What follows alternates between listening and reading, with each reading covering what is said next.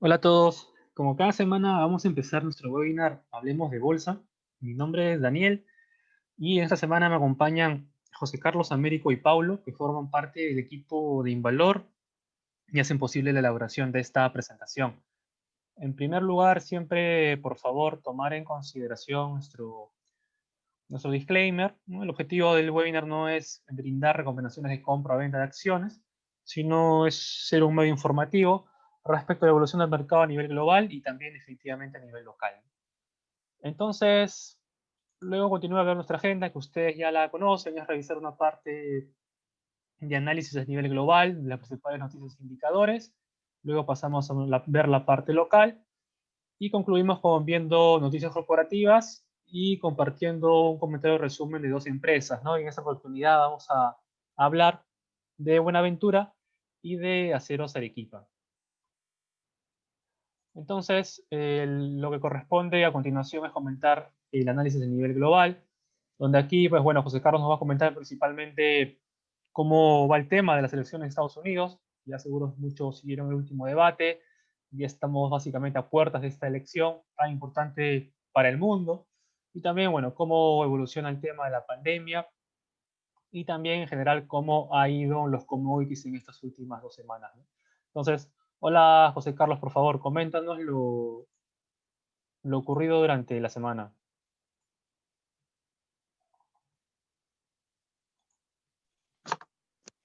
Hola Daniel, gracias y muy buenos días con todos.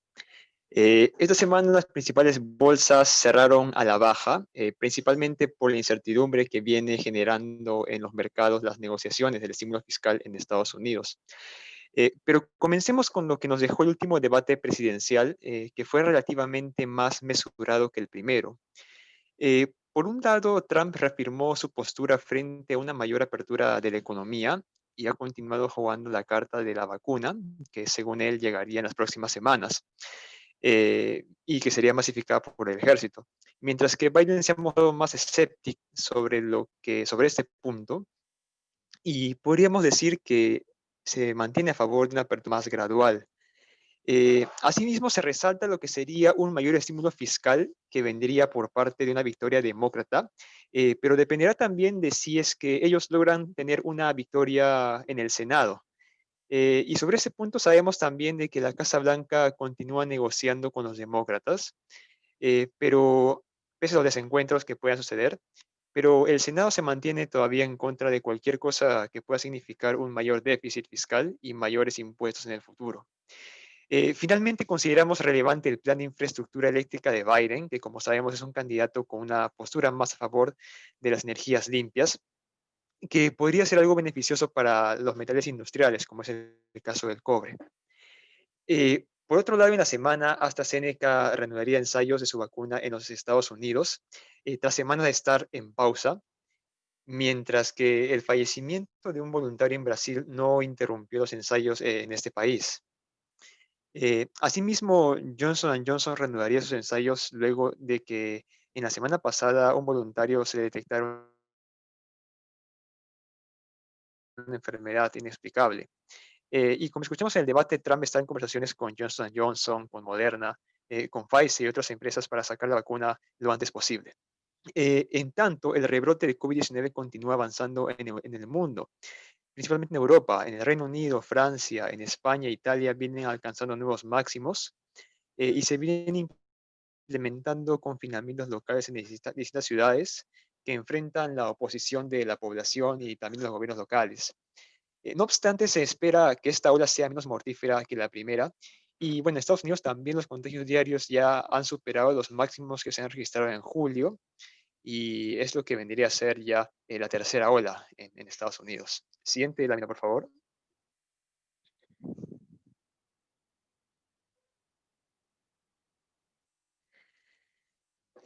Por el lado de los indicadores económicos de esta semana, resaltamos el PBI de China, que en el tercer trimestre registró un incremento de 4.9% interanual, principalmente por el rebote de la economía en el tercer trimestre y dada la mayor inversión pública, también por la mayor demanda de los consumidores, pero que podría enfrentar en los próximos meses algunas presiones relacionadas al ámbito externo, esto por el rebrote en Estados Unidos y en Europa. Mientras que el día de ayer se publicaron la última data del PMI, que es el índice de gestores de compras, con el cual se mide la actividad empresarial en Estados Unidos y en la eurozona. En la zona euro, la actividad de servicios ha continuado debilitándose, se continúa hundiendo por el rebrote de COVID-19, mientras que en Estados Unidos se destaca la expansión del sector servicios, los que se adaptan ya a esta nueva realidad. La industria también se mantiene por la recuperación de la demanda de los hogares y de los negocios, pese a que el dato último de la producción industrial en Estados Unidos fue una caída en septiembre. Siguiente lámina, por favor.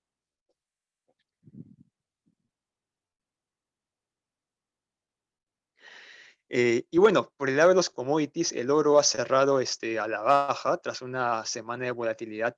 Y esto relacionado a las expectativas sobre el estímulo fiscal en Estados Unidos. Y como sabemos, de ello va a depender la recuperación de la economía y también tendría sus efectos sobre la inflación.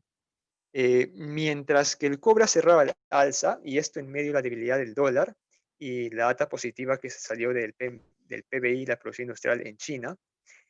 Asimismo, también se vio fortalecido por los temores en la suspensión de las operaciones en la mina Candelaria en Chile. Y eso también pese a que la semana pasada también en escondida lograron un acuerdo los trabajadores del sindicato con la empresa. Y bueno, la próxima semana también los mercados van a estar a la expectativa de la data del PMI de China, el PMI manufacturero de Caixin, y también sobre el plan quinquenal que se viene conversando en China, que tendrá lugar a partir del próximo lunes, que nos dará una información relevante sobre los planes que tiene el país asiático en lo que respecta a infraestructura y energías renovables. Eso sería todo por commodities, Daniel. Muchas gracias. Ok, perfecto. Gracias, José Carlos. Sí, de hecho, muy interesante lo que está ocurriendo con el cobre y también lo que comentabas respecto al plan de Biden, que corresponde a cambiar la matriz energética de Estados Unidos, ¿no? Pasar ya más de una matriz que está bastante enfocada en combustibles fósiles hacia unas energías renovables, ¿no? Y donde hablaba bastante de energía eólica y que, bueno, definitivamente es bastante intensiva en cobre en general. Toda energía verde, lo que está vinculado con autos eléctricos, con los centrales de carga para los autos eléctricos también, por cierto. Todo esto implica un elevado consumo de cobre, ¿no? Y por ello es que reafirman nuestra tesis de que este metal tiene unos catalizadores bastante importantes, sobre todo mirando a mediano plazo, ¿no? Así que nos sigue gustando bastante tener exposición a ese metal base. Ahora, pasando por la parte local, pues bueno, aquí Américo nos va a comentar principalmente cómo va todo el tema político vinculado, sobre todo, seguro todos estamos al tanto, la nueva moción de vacancia, el tema de algunos proyectos que están pasando por las comisiones, que implica principalmente el tema de las AFPs, y también, de todas maneras, cómo va evolucionando la pandemia en nuestro país, ¿no? Que bueno, que los datos muestran que está retrocediendo, está mejorando los números, ¿no?, de contagios en general, pero bueno, sobre esto con mayor detalle nos lo va a comentar Américo. Así que, hola Américo, por favor, coméntanos lo ocurrido durante estos días. ¿Qué tal? Buenas tardes. Gracias, Daniel. Durante las dos últimas semanas hubo bastante turbulencia política. Dentro de ello se puede destacar la moción de vacancia presentada, que tras las declaraciones de cinco colaboradores eficaces sobre supuestos pagos de sobornos por obras en Moquegua, en este caso UPP se encargó de presentar la moción de vacancia con 27 firmas de UPP, Podemos y algunos del Frente Amplio. ¿Ya? Esta nueva moción llega un poco después de que el Congreso rechazara la primera moción de acusación contra el presidente del mes pasado, el 18 de septiembre, donde se presenció que en la votación final solo 32 congresistas votaron a favor de la destitución del presidente, muy por debajo de los 87 necesarios. Lo último que salió respecto a este punto es que el Congreso pospuso la primera votación sobre la moción de juicio político hasta el 31 de octubre. En este punto es importante destacar que a diferencia del anterior, este aplazamiento de la votación en el primer piso da más tiempo para que surjan pruebas adicionales contra el presidente, lo que aumenta el riesgo de que la moción pase a su votación en el primer piso y que no sea mal visto como una vacancia express, como fue el caso anterior. Por otro lado, es importante destacar que no está claro si la moción obtendrá apoyo suficiente para poder avanzar, ya que hasta el momento FREPAP, Somos Perú y el Partido Morado han anunciado su rechazo. En tanto, Alianza para el Progreso y Acción Popular no han adelantado una posición clara, pero hay alta probabilidad de que lo rechacen, dado que indicaron que requieren de más información y asimismo se podría interpretar que podría implicar un mayor costo político hacia ellos, ¿no? De cara a las elecciones. Sin embargo, hay que considerar que en caso se admita, se invita al presidente al Congreso en un plazo máximo de 10 días y luego se vota, ¿no? Lo cual se estaría dando el 10 de noviembre como máximo en todo caso. Pasando a los acontecimientos del sistema de pensiones, la Comisión de Economía del Congreso aprobó por insistencia la evolución de los aportes hasta un UIT, lo cual implica 4.300 soles básicamente, tanto a aportantes activos como inactivos del Sistema Nacional de Pensiones. Por su parte, durante la semana, Walter Martos indicó que presentará una demanda de inconstitucionalidad respecto a este punto, ¿no? Por el lado de las AFPs, la Comisión de Economía aprobó el retiro de hasta 17.200 para quienes no hayan aportado los últimos 12 meses de forma consecutiva. Esto lo hizo la semana anterior. No obstante, durante la semana pasó que Podemos Perú se encontraba en contra de esta propuesta, por lo cual insistió en que se apruebe el retiro del 100%, ¿no? Lo cual también fue aprobado por la Comisión de Defensa del Consumidor. Respecto a estas discrepancias, el presidente del Parlamento, Manuel Merino, indicó que el 31 de octubre se determinarían acuerdos finales, ¿no? Para lo cual se espera que ambas comisiones lleguen a un punto medio. Otro punto relevante fue la aprobación de la creación de un organismo público de pensiones.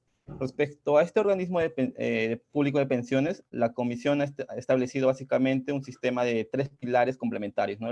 Un primer pilar sería que garantizaría las pensiones universales, cuya cobertura se ampliaría progresivamente de acuerdo a la sostenibilidad fiscal. Otro pilar sería el pilar contributivo, que garantizaría una pensión mínima. Básicamente este pilar estaría conformado por el fondo de riesgo compartido, donde parte de la rentabilidad obtenida por tu fondo sería compartida con la de otros afiliados. Y habría también un pilar voluntario, ¿no? Que permitiría que mejoras en la pensión mediante un ahorro voluntario adicional se puedan dar, algo así tipo una AFP, ¿no? No se ha explicado mucho el fondo del riesgo compartido, es decir, qué porcentaje de la rentabilidad del fondo se redistribuiría con los otros afiliados del sistema y cómo ello más o menos impactaría en la reducción de la pensión, ¿no? Finalmente, respecto a este punto, me gustaría mencionar que hay recientes experiencias en otros países como Ecuador, Bolivia, Argentina, y el último posiblemente que es más claro es el caso de Brasil, donde el año pasado, por un tema de costo fiscal básicamente, que ha arrastrado desde el 2013 más o menos hasta el año pasado, es el sistema público de pensiones, ¿no? Para lo cual el año pasado, por parte de Bolsonaro, se aprobó que se iba a pasar del sistema público a un sistema privado, que era un tanto más eficiente, ¿no? Lo cual también elevó el ánimo del mercado. Para poder pasar a la siguiente lámina, por favor, Daniel. Entrando a los datos económicos, el 15 de octubre se publicó el dato del PBI, el cual mostró una contracción de 9.82% en línea con la implementación básicamente de la fase 1, fase 2 y fase 3, ¿no? Habiéndose rezagado hasta octubre el inicio de la fase 4, incluso siendo parcial, ¿no? Lo otro que podemos destacar de este punto es que básicamente si lo dividiésemos por sectores, las principales caídas y asimismo contribuciones en el orden que voy a indicar se dieron por parte de alojamientos y restaurantes, que cayó en 60%, manufactura en 12%, minería y hidrocarburos en 11.18% y transportes en 12.93%. Y lo cual fue parcialmente compensado por el crecimiento del sector financiero, básicamente impulsado por Reactiva, ¿no? 1.74%, telecomunicaciones 5.13% y servicios del gobierno 1.39%. En este punto se puede destacar el avance rápido y no esperado, de hecho, del sector construcción, lo cual se puede ver en el gráfico superior de la derecha. En este caso, en el dato de julio, perdón, de agosto, el consumo interno de cemento creció en 1.3%. De cara al dato de septiembre, se espera que este consumo interno de cemento crezca en 7.1%, de acuerdo a las estimaciones del BCR. Podemos, podemos mencionar que si bien en el mes de agosto el sector construcción ha caído, básicamente ha sido explicado por una menor inversión pública. No obstante, si consideramos solo el consumo interno de cemento, que es la parte ya de autoconstrucción, ha avanzado bastante bien, ¿no? Y de hecho, si es que lo desagregamos un poco y determinamos los pesos, se puede ver que quien tiene un mayor peso dentro de la estructura del sector construcción es básicamente el consumo interno de cemento, ¿no? Lo cual, de cara al dato de octubre, perdón, se podría esperar que ya el dato esté en terreno positivo, incluso en septiembre posiblemente, ¿no? Pero en octubre con mayor certeza posiblemente por los comentarios vertidos por parte del, del presidente del Banco Central y también como por el presidente de la República, ¿no? Los cuales esperan que la inversión pública ya se encuentre en terreno positivo. Por otro lado, en líneas generales se puede ver que a través de otro indicador adelantado también que viene a ser la demanda de electricidad, la actividad económica en general ha ido creciendo, no obstante esto ha sido a un ritmo más lento, ¿no? Ya pasando al dato del empleo, se ha visto cómo esta crisis ha llevado a que haya un desplazamiento del empleo, del empleo adecuado hacia un empleo o un subempleo, ¿no? Básicamente, esto va en línea con un mayor desarrollo de la informalidad. No sé, en periodos donde hay crisis, en economías informales como la nuestra, donde la tasa de informalidad es del 70% del empleo informal, hay un desplazamiento desde empleos formales hacia los informales, ¿no? Y eso se está viendo reflejado en el dato de septiembre, ¿no? Donde el 64.5% que estaban ubicados en empleos adecuados a septiembre de 2019 pasaron a 45% a septiembre de 2020, ¿no? Por otro lado, respecto al déficit del sistema público no financiero, en los últimos 12 meses, este aumentó a 6.2% desde 5.6% en agosto, ¿ya? Básicamente explicado por una reducción de los ingresos corrientes, específicamente por menores ingresos tributarios, ¿no? Y también fue de alguna manera apoyado por un incremento en los gastos no financieros del gobierno general, que pasó desde 22.4% hasta 22.8% del PBI, considerando una acumulación de 12 meses, claro. En líneas generales, la actividad económica va a continuar recuperándose, pero esto sí va de cara a los siguientes meses va a ser a un ritmo más lento y posiblemente se vea un impulso importante por el lado de construcción. Claro que minería también ya dio un salto importante y ya en algunos casos, en algunas mineras, como lo va a mencionar después Daniel, ya se encuentra a niveles previos al COVID, ¿no? Para poder pasar a la siguiente lámina, por favor, Daniel. Viendo los datos del COVID-19, hacia el 20 de octubre, Perú ha ido ganando terreno en el control de la pandemia respecto a sus pares de la TAM, ¿no? Tanto en nuevos contagiados como en decesos, con excepción de Chile. Es importante tener en cuenta que a pesar de esta mejora importante en el control del COVID-19, este sigue siendo un riesgo latente. Podemos ver, por ejemplo, los casos de Estados Unidos, que ya por tercera vez está en un nuevo pico. Y en el caso de Europa, que en este rebrote está siendo mucho más grande que el primero, ¿no? Y más considerando incluso el inicio de la fase 4, el levantamiento de las cuarentenas, la ampliación del tiempo y los países elegibles también para el transporte aéreo, y las consideraciones o los comentarios que ha estado haciendo Walter Martos respecto a un posible inicio de una mayor cantidad de actividades de cara a diciembre o a los primeros meses del año que viene, ¿no? En línea con lo anterior, podemos estar considerando o podríamos estar atentos a las siguientes 2-3 semanas entrantes, dado que usualmente una vez que hay un mayor contacto, los primeros efectos se podrían ver dentro de 14 a 21 días recién, ¿no? Y como estamos recién iniciando con el inicio parcial de la fase 4, el desarrollo de los nuevos contagiados necesariamente no se está reflejando ahora mismo. De hecho, si es que nosotros revisamos el primer gráfico, vemos que el número de contagiados, los nuevos contagiados, se han ido manteniendo estables, ¿no? No obstante, en la parte derecha el número de decesos ha ido decreciendo. Entonces, podría ser, no necesariamente va a pasar, dado que a diferencia, por ejemplo, de Estados Unidos y de Europa, en Perú el uso de la mascarilla es obligatorio. No obstante, esto no es determinante para que no haya un rebrote, pero queda estar atento en las siguientes 2-3 semanas, ¿no? Por otro lado, considerando los excesos de decesos, que se miden a través básicamente de la diferencia entre fallecidos, de una media móvil de 7 días del 2020 versus el 2019, se observa que tras la implementación de las medidas de contención, tanto en norte, centro y sur del Perú, los decesos también han ido cediendo, ¿no? Lo cual es una señal positiva. En líneas generales, hasta ahora se muestra un control del COVID-19, no obstante, vuelvo a repetir, queda estar pendiente en las siguientes 2-3 semanas cómo se va desarrollando. Eso sería todo por mi parte, lo dejo con Daniel, gracias. Ok, excelente, gracias Américo. Sí, muy interesante lo último. Definitivamente los datos muestran que la pandemia está cediendo un poco, aunque bueno, como tú comentas, definitivamente habrá que ver si con el tema de la fase 4 hay alguna especie de rebrote, que lo veremos probablemente en un par de semanas, ¿no?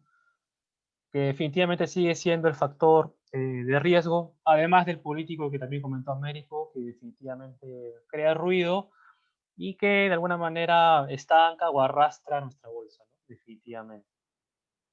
Ahora, pasando a la parte corporativa, yo les voy a comentar las principales noticias que han transcurrido en estas 2 semanas. En primer lugar, bueno, salió una noticia interesante de la Bolsa de Valores de Lima, ¿no? Que seguro algunos están al tanto de que está en un proceso de integración tanto con la Bolsa de Comercio de Santiago y la Bolsa de Valores de Colombia. Y la BBL publicó, ¿no?, una nota en la cual indicaba de que se iba a contratar un banco de inversión para que elabore un informe de valorización independiente de las tres entidades, ¿no? Y también seguramente ahí se podrá observar las sinergias potenciales que pueden haber mediante la integración y ante ello el valor que se puede crear para los accionistas de las tres bolsas, ¿no? Definitivamente este es un paso interesante. También salió una noticia durante la semana de que en el caso de Chile ya se iba a plantear lo que sería estas cotizaciones cruzadas, ¿no? O sea, valores colombianos listados en la Bolsa de Colombia, en la Bolsa de Chile, perdón, de Santiago, y en las cuales uno las puede transar en la moneda local, ¿no? Ese listado cruzado se iba a hacer entre ambas, o sea, acciones colombianas en Chile y, bueno, y acciones chilenas en Colombia, ¿no? Ese es un paso interesante también. Entendería de que también estará en proceso hacer lo mismo con el Perú, sería algo bastante interesante. Y al final, de todas maneras, la integración pues, va a proveer una plataforma mucho más consolidada, con mayor profundidad y que le dará mayor liquidez al mercado. De hecho, es un proceso que tomará su tiempo, efectivamente, todo el due diligence, pero de hecho creemos que es algo positivo y que cuando se dé va a favorecer a todos los mercados, ¿no? Pues Perú, nuestra bolsa negocia 10 millones de dólares diario, por lo general, en promedio, mientras que en Chile pues están por los 100, ¿no? Por los 100 millones, así que es una gran diferencia y definitivamente esta integración nos beneficiaría, definitivamente. Pero veremos, de hecho hay temas que tomarán su tiempo, uniformizar el tema impositivo, etcétera, pero creemos que cuando esto ya finalmente se pueda llegar a un consenso, un acuerdo, pues al final la integración va a agregar valor, ¿no? Ahora, pasando por el lado, bueno, también hubo datos de los bancos, ya les hemos comentado que están reportando los datos de septiembre. Seguramente ya les vamos a comentar más a detalle cuando salgan los resultados tanto de Credicor y de IFS, ¿no? Para ver cómo ha ido el trimestre. Pero de todas maneras, lo que se ve a nivel de los resultados de la banca comercial es que sigue pesando bastante las provisiones. lo cual era esperado. Lo comentamos, me acuerdo, cuando les compartimos lo que comentó Credicorp en el Investor Day que hizo, ¿no? Que las provisiones de igual manera iban a ser elevadas que el año anterior, pero las del tercero ya iban a estar muy en línea a lo que se vio reflejado en el primer trimestre de este año, ¿no? Así que eso es lo que esperamos.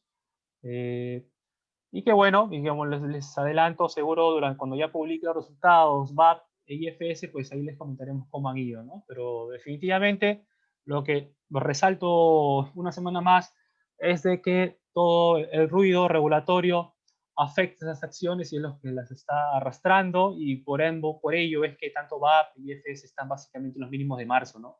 Casi están allí, prácticamente no han recuperado nada. Y bueno, y eso está que les afecta, ¿no? Definitivamente. Ahora, pasando a otras noticias, pues BBN Buenaventura publicó sus resultados de producción del tercer trimestre. Esto lo va a comentar con mayor detalle Paulo, así que no voy a tener mucho tiempo aquí, pero les adelanto que han sido positivos, por cierto. Bueno, la propia BBL también publicó otro hecho de importancia, en el cual ya ha anunciado el tercer adelanto de dividendos, ¿no? A cuenta del ejercicio de este año, del 2020.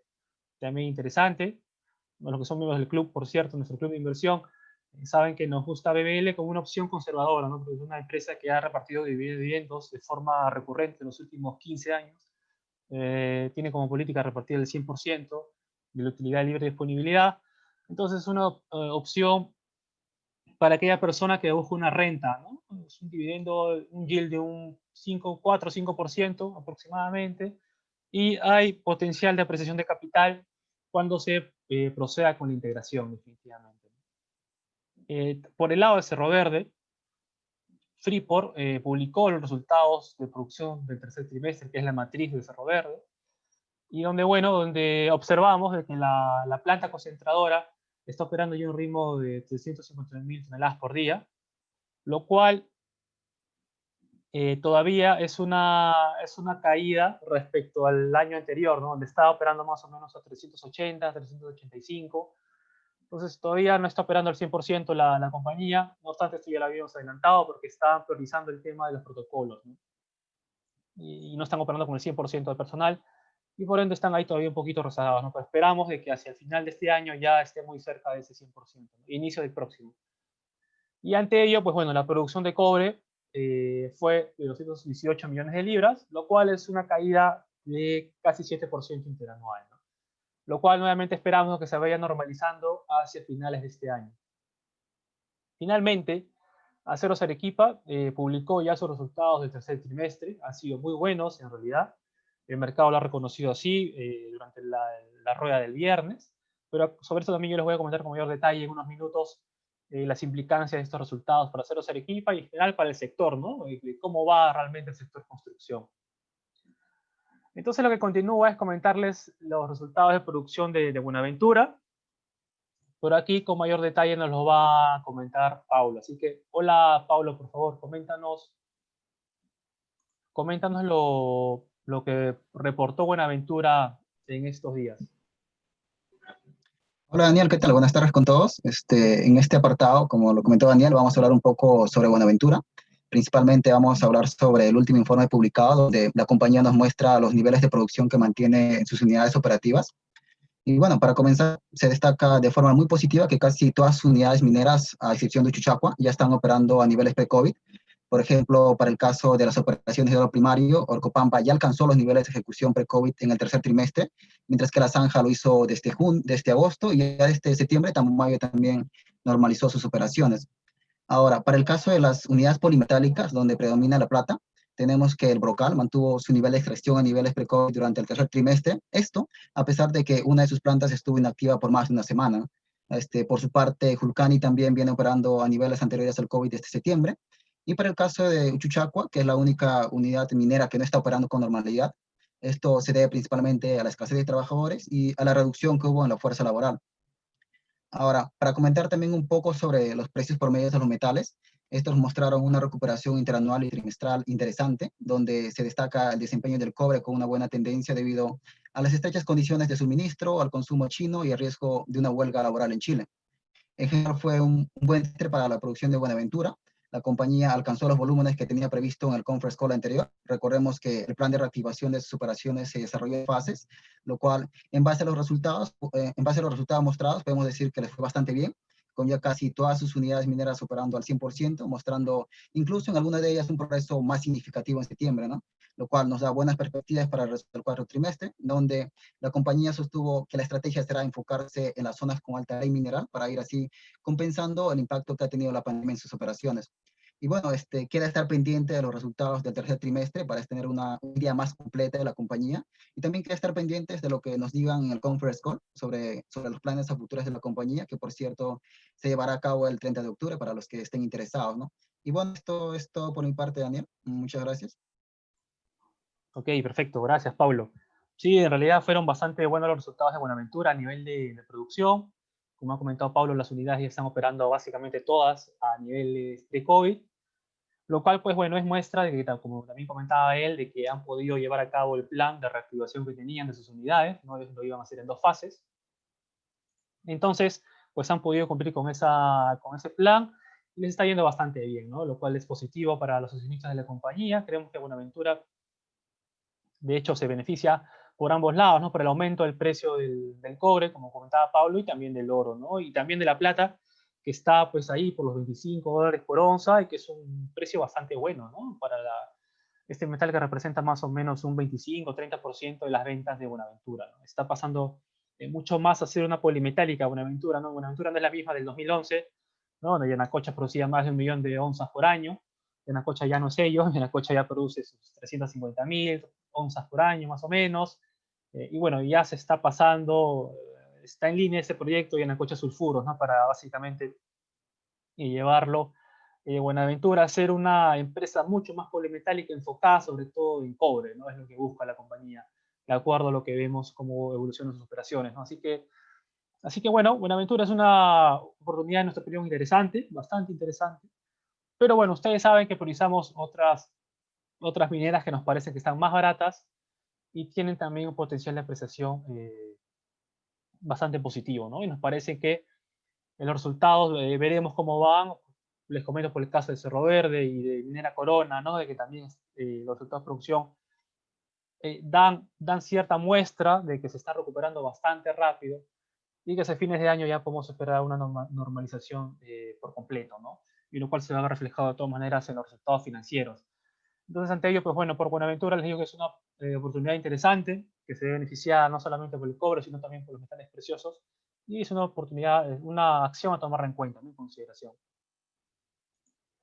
Por el lado de Aceros Arequipa, yo les voy a comentar los resultados que publicó la compañía el último jueves, en donde realmente yo diría que fueron con sorpresa, ¿no? Porque no creo que creo que pocos realmente han esperado un resultado tan bueno a nivel de ventas y de utilidad, ¿no? La compañía, como pueden ver, pues reportó una utilidad neta de 83 millones, lo cual es un crecimiento interanual de casi un 70%, ¿no? Y ojo, esto es interanual, ¿no? No es comparando respecto a los trimestres anteriores, al segundo trimestre o al primero del 20, sino al tercero del 2019, ¿eh? Del 2019, y en donde básicamente estamos hablando de un nivel normalizado de operaciones, ¿no?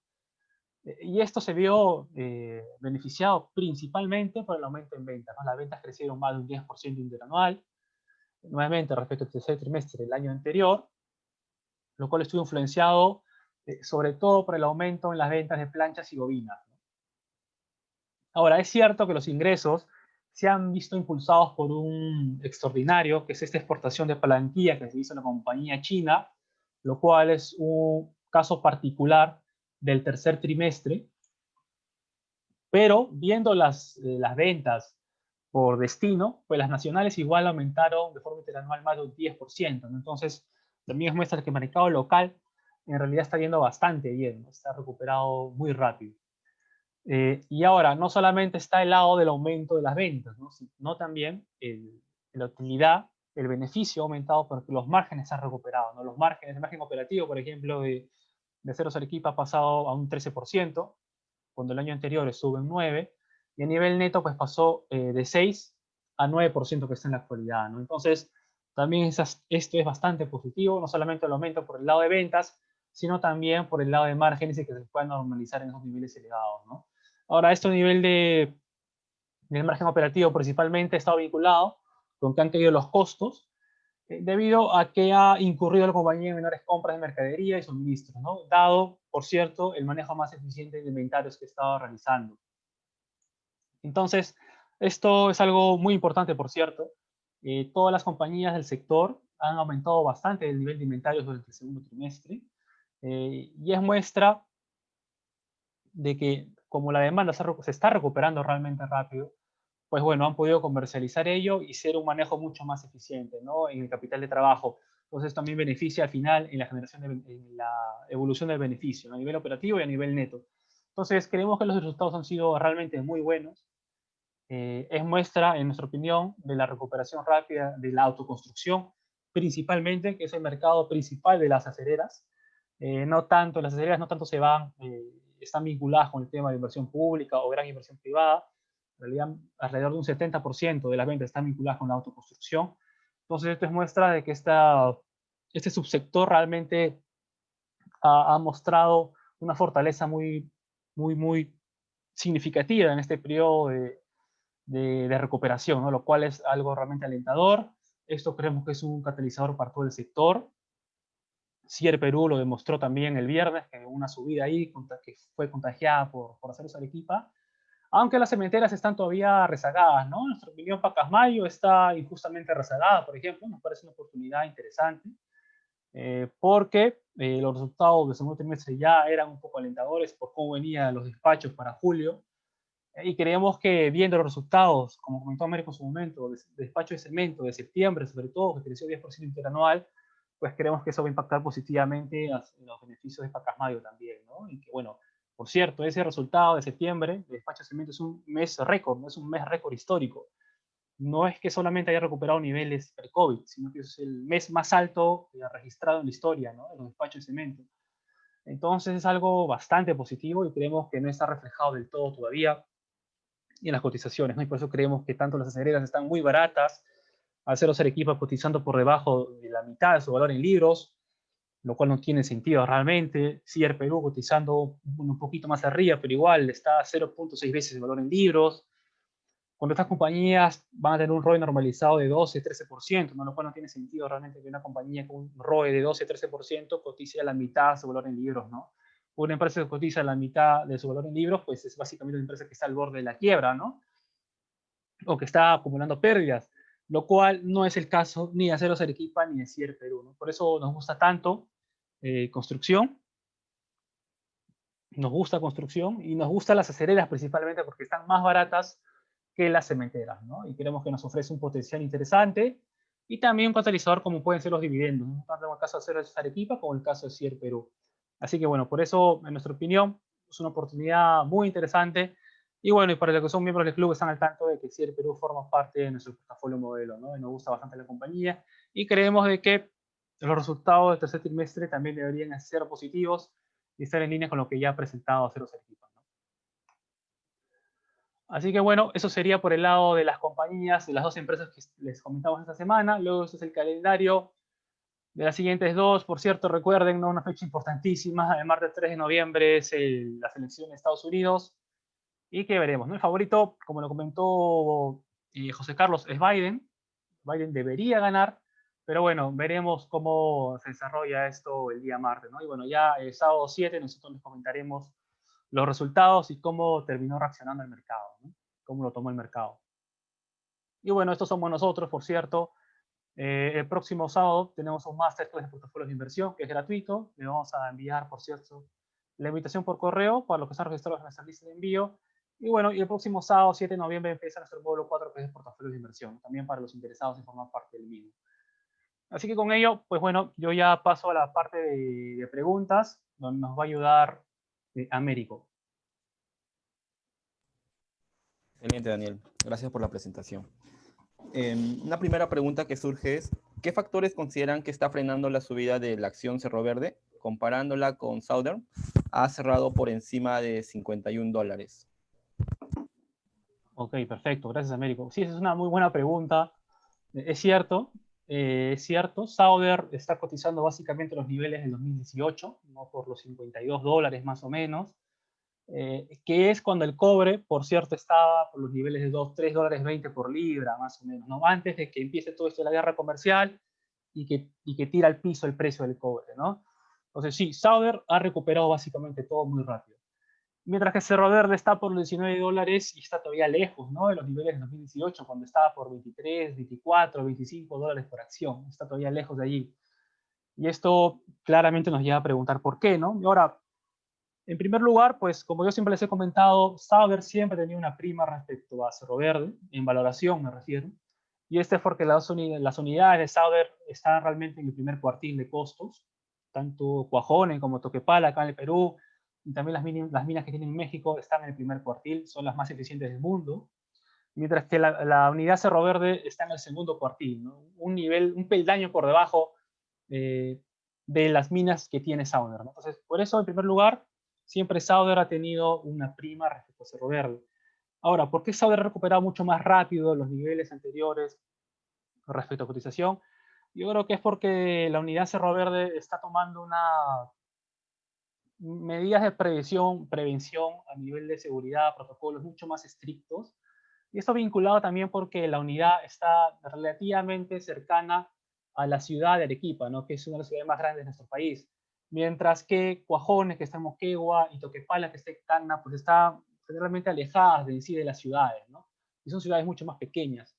Entonces, ese es un factor también a considerar, que la unidad Cerro Verde está cerca relativamente a la ciudad de Arequipa, que es una de las más grandes de nuestro país, y por ende los protocolos tienen que ser mucho más estrictos en general, y no están operando con el 100% de los operarios o del personal, ¿no?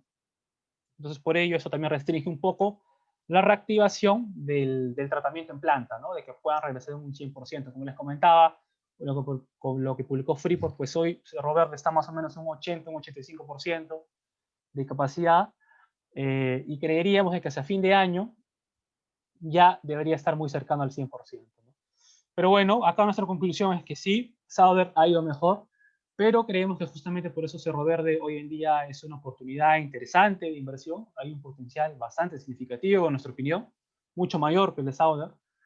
Y también porque viendo ya hacia un mediano plazo, pues Cerro Verde, como yo les he comentado, me acuerdo en veces anteriores, Cerro Verde hacia el 2022 va a ser una empresa con cero deuda en el balance, y esos 800 millones de dólares que genere por año, pues básicamente van a ir al accionista, ¿no? Va a ser un yield muy importante, un yield que va a ser de 8 o 9% al año, lo cual va a ser realmente impresionante, ¿no? No solamente va a haber potencial de apreciar tu capital, sino también una renta de un 8% al año, ¿no? Que va a ser muy, muy importante. Así que por eso nos gusta mucho Cerro Verde, pero sí creemos que es una oportunidad de mediano plazo, al menos con 12, 18 meses vista, ¿no?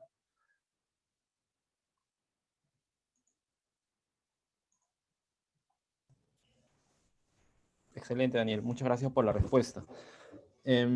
Para pasar a una siguiente pregunta, nos preguntan si el consumo de cemento ya se ha recuperado.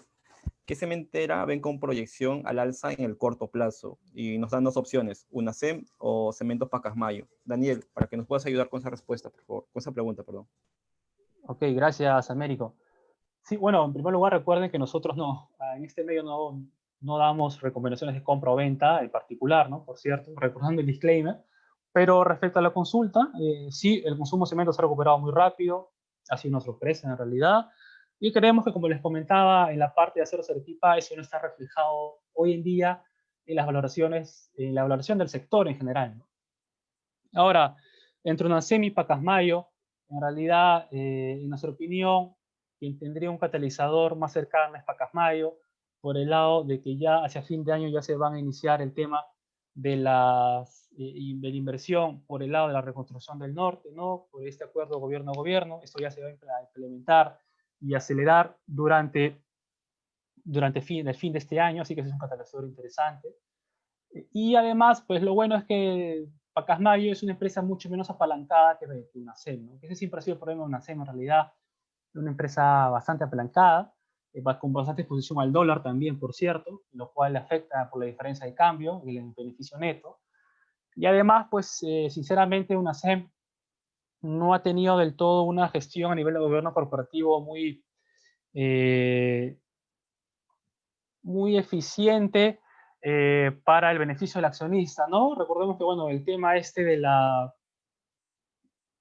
integración o de la fusión con CIA y estas dos empresas, CIA e IASA, pues básicamente se dio a presión de las FPs.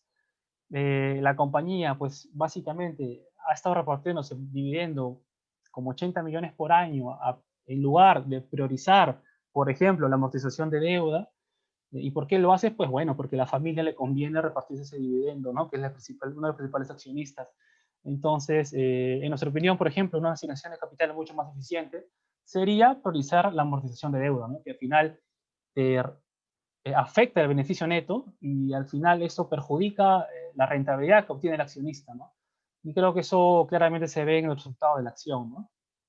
Así que en nuestra opinión, Pacasmayo es una empresa mejor gestionada y tiene un catalizador adicional que podría ser para beneficio del precio de la acción, ¿no? Y por cierto, Pacasmayo reporta ya este 28 de octubre y creemos de que los resultados van a ser bastante buenos.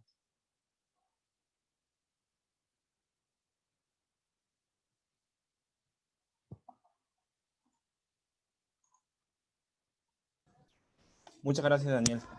Para continuar con las preguntas, nos preguntan sobre Bacus. En este caso, nos preguntan si es una oportunidad atractiva. Como mencionó Daniel, en este webinar no se busca dar, digamos, recomendaciones de compra o venta. No obstante, también hace otra pregunta sobre la proyección de los dividendos de Bacus.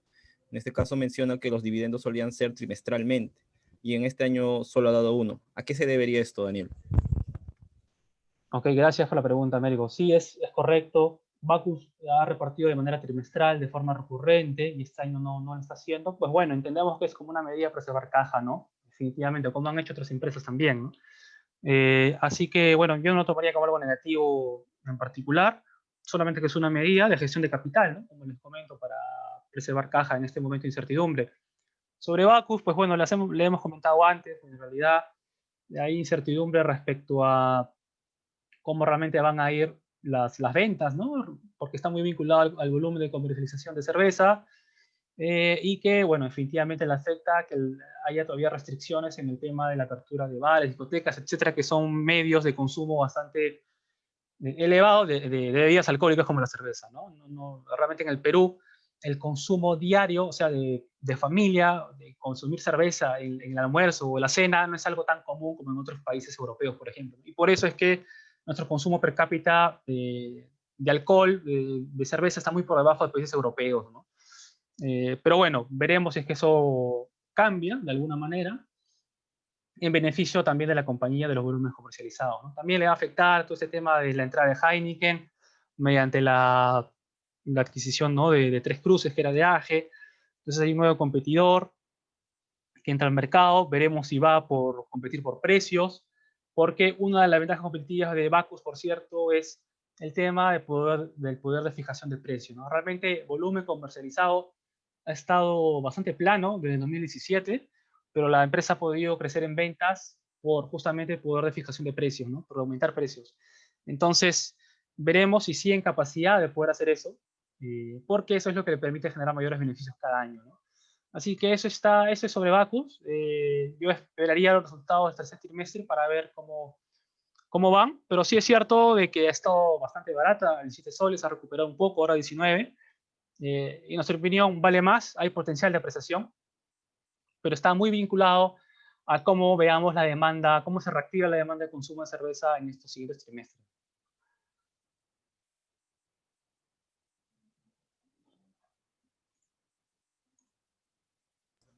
Perfecto, Daniel. Muchas gracias por tu respuesta. Ahora pasamos al plano externo. En este caso nos preguntan si las elecciones americanas afectarían a empresas o solo a commodities. José Carlos, para que nos puedas ayudar con esta pregunta, por favor.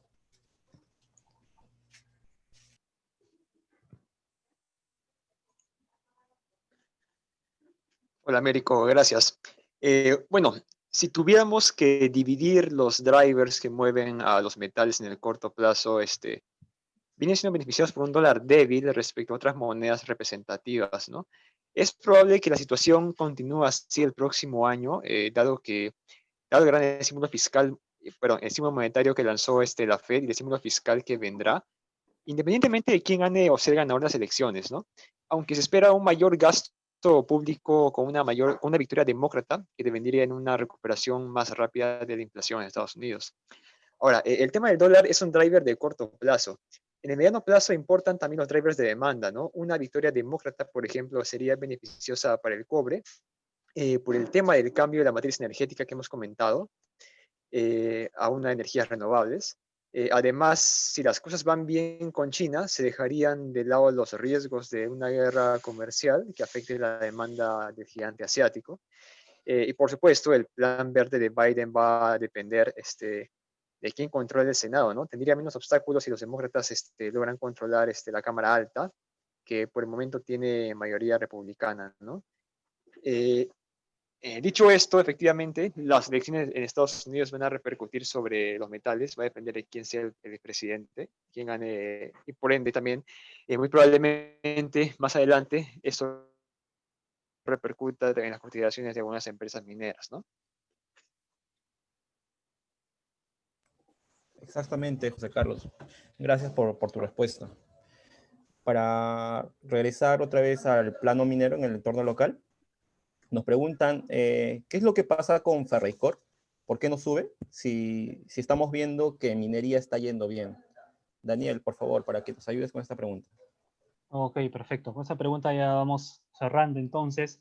Pues sí, es cierto, minería está yendo bien. Bueno, minería vinculándolo con cómo van los commodities, ¿no? En general. Y Ferricor, bueno, ha estado un poco rezagada, sí, aunque por cierto, bueno, Ferricor llegó como a 1.63, si mal no recuerdo, ya ha rebotado a 1.70.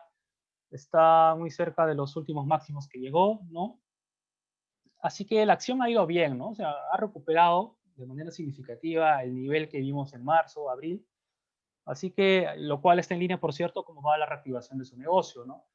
Así que yo diría que un catalizador adicional para Ferricor, pues tienen que ser ya los resultados financieros, ¿no? Los del segundo trimestre fueron mejor a lo esperado, es cierto, pero igual generando pérdidas ahí, sobre todo influenciado por la diferencia de cambio, que este es realmente algo que arrastra Ferricor normalmente. Ahí tiene un tema de cómo registra los inventarios, ¿no? Una moneda distinta a la funcional. Pero bueno, es un tema particular y es un tema contable, ¿no? Que al final se regulariza, así que realmente no debería preocuparnos en sí. Pero es cierto que el mercado puede ver el resultado de beneficio neto nada más y guiarse de eso, ¿no? Que nosotros realmente nos fijamos en el flujo de caja que genera la compañía, ¿no? Que es lo más importante, porque es lo que al final retribuye al accionista. Así que bueno, por el caso de Ferricor, yo diría de que la compañía sigue barata, todavía no está interiorizado la recuperación del todo del sector, que Yabeco sigue siendo un catalizador importante para el corto plazo, en 2020 y 2021, que van a ser los despachos más importantes que va a hacer la compañía para este proyecto. Luego hay toda una cartera detrás que justamente el MINEM está tratando de impulsar, ¿no? Hay varios proyectos durante el 21 que, bueno, que si se pueden llegar a impulsar, pues será una nueva inversión minera que demandará nuevos equipos, no solamente nuevos para construcción, sino también para mantenimiento, etcétera. Y todo eso es un catalizador para la compañía, ¿no? Y también vinculado con el tema de que si ya se reactive la inversión pública, otra inversión privada, infraestructura, etcétera. Entonces creemos que hay catalizadores de mediano plazo para la empresa, por eso creemos que está barata. Pero sí es cierto que esto ya se tiene que ver reflejado en los resultados del tercer trimestre. Creemos que van a ser positivos. Y también un catalizador adicional podría ser la segunda parte del dividendo que falta repartir de la compañía, ¿no? Que ellos comentaron en su último call de que si el negocio va evolucionando tan bien como ha estado en los últimos meses, unos 50 millones de EBITDA por mes, pues esperan de que la segunda parte del dividendo que está pendiente, que son unos 7.5 centavos, pues ya lo repartan antes de fin de año, ¿no? Lo cual nos parece que sería algo interesante. Así que bueno, con esto vamos cerrando el webinar. Por cierto, recuerden de que el 31 tenemos el Masterclass de portafolios de inversión, que es gratuito, que el 7 de noviembre inicia nuestro módulo 4 de portafolios de inversión, y que bueno, por cierto, también para los que buscan asesoría en temas de personalizada en sí para poder invertir en bolsa, pues está nuestro club de inversión, ¿no? Y también vamos a hacer una charla gratuita durante el mes de noviembre para que lo puedan conocer más a detalle, el tipo de información que ahí se comparte en torno a research, etcétera, de compañías, y no solo compañías que ya siguen las apps, ¿no? Sino sobre todo aquellas que son un poquito más ilíquidas y las cuales normalmente el mercado no las sigue, ¿no? como CIER Perú, Bacus, etc. Así que bueno, nosotros también les comentamos que estén atentos a nuestra página de Facebook, porque ahí vamos a compartir la charla gratuita que se realizará durante noviembre. Así que bueno, eso es todo por el webinar. Muchas gracias por su participación. Espero que haya sido de utilidad la información y bueno, que tengan un buen fin de semana. Nos vemos en los siguientes 2 sábados. Muchas gracias.